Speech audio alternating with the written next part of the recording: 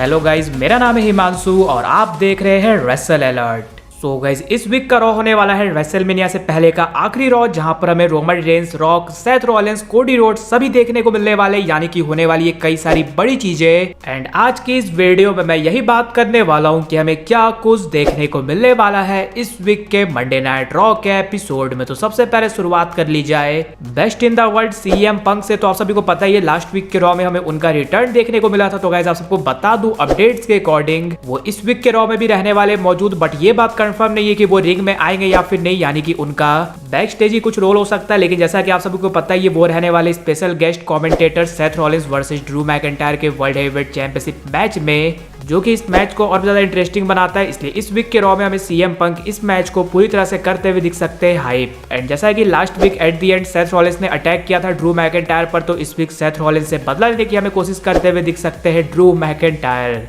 Because इस week का raw ही WWE के पास आखिरी मौका है इस मैच के लिए हाइप क्रिएट करने का। इसके बाद नेक्स्ट थिंग जिसे WWE ने कर दी है ऑफिशियल, वो है एक टैग टीम मैच, जो कि हमें देखने को मिलने वाला है Ivy Nile and Maxxine Dupri versus Candice LeRae and indie Hartwell के बीच। ज्यादा चांसेस यहाँ पर इंडी हार्टवेल एंड कैंडिस लेरे के जीतने के हैं। वहीं जैसा कि लास्ट वीक के रॉ में हमें सैमी ज़ेन का मैच देखने को मिला था ब्रॉन्सन रीड के साथ, जहां पर सभी को लग रहा था सैमी ज़ेन उन्हें हराकर ये प्रूव करने वाले कि वो गुंथर को भी हरा सकते हैं रेसलमेनिया 40 में एंड बन सकते हैं इंटरकॉन्टिनेंटल चैंपियन। लेकिन हमें ये देखने को मिला गुंथर ने सैमी ज़ेन को पहले ही बोल दिया था कि वो ब्रॉन्सन रीड को नहीं हरा पाएंगे एंड ऐसा ही हमें देखने को मिला।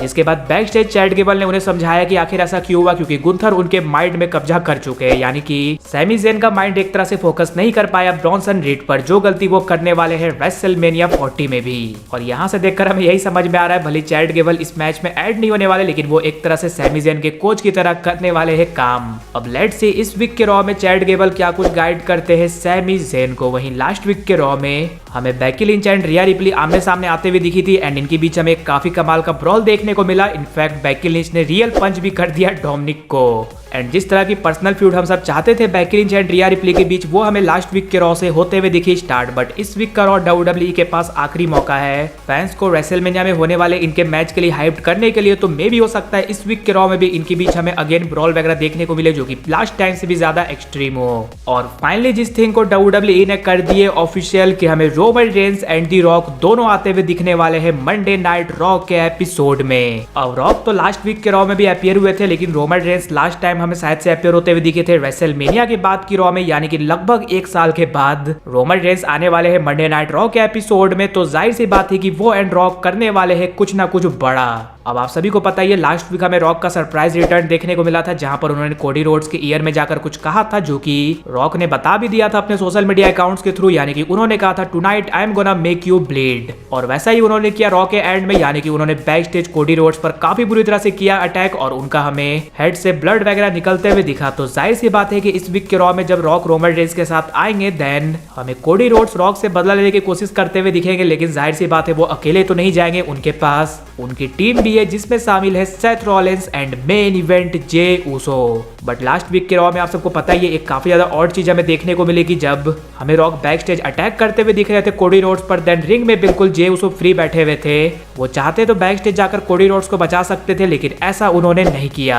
अब या तो WWE ने ये एक मिस्टेक कर दिया, बट मुझे नहीं लगता मिस्टेक वगैरह हुआ, क्योंकि WWE ने सेथ रॉलिंस का एक प्रॉपर रीजन दिखाया कि आखिर वो क्यों नहीं गए बचाने, यानी कि ड्रू मैकिंटायर ने उन पर कर दिया था अटैक, जिसकी वजह से वो बैक स्टेज नहीं जा पाए। इसलिए यहाँ से ये बात तो लगभग टीज हो चुकी है कि जे ऊसो शायद से मिले हुए हैं ब्लड लाइन के साथ। अब जैसा कि जे वर्सेस जीबी का मैच भी होने वाला है रेसलमेनिया 40 में, तो चांसेस कम ही है कि इस वीक के रॉ में हमें जे ऊसो का टर्न वगैरह देखने को मिलेगा। अगर वो टर्न करते हैं देन ये चीज रेसलमेनिया में हो सकती है। बट हाँ, ये चीज हमें देखने को मिल सकता है कि जब Cody Rhodes and Seth Rollins attack करे ब्लड लाइन पर, देन जे ऊसो उनकी ना करे हेल्प, बिकॉज उनके सामने तो भाई उनकी फैमिली है, जिसका फायदा हमें ब्लड लाइन उठाते हुए दिख सकती है। और अगेन वो हमें कोडी रोड्स पर करते हुए दिख सकती है अटैक, एंड इस बार सेथ रॉलिंस भी आ सकते हैं उनके लपेटे में। यानी कि जाहिर सी बात है कि इस वीक का रॉ जब आखिरी रॉ होने वाला है रेसलमेनिया से पहले का, रॉक एंड रोमन रेंस दोनों आने वाले, यही दोनों मेन इवेंट करने वाले हैं WrestleMania night 1 and WrestleMania night 2 को, देन यहाँ पर डेफिनेटली से हमें कुछ ना कुछ बड़ा होते हुए दिखने वाला है रॉक एंड रोमन रेंस के साथ। लेकिन गाइज आप सब मुझे ये कमेंट कर जरूर से बताना आपको क्या लगता है रेसलमेनिया से पहले की आखिरी रॉ में किसे मिलने वाला है अपर हैंड, ब्लड लाइन को या फिर टीम कोडी रोड्स को। इसके अलावा अगर वीडियो पसंद आएगी तो वीडियो को भी लाइक कर दीजिए और चैनल को सब्सक्राइब करने के साथ साथ उसके बगल वाले बेल आइकन को भी जरूर प्रेस कर दीजिए। तो मिलते हैं गाइज अगली वीडियो में।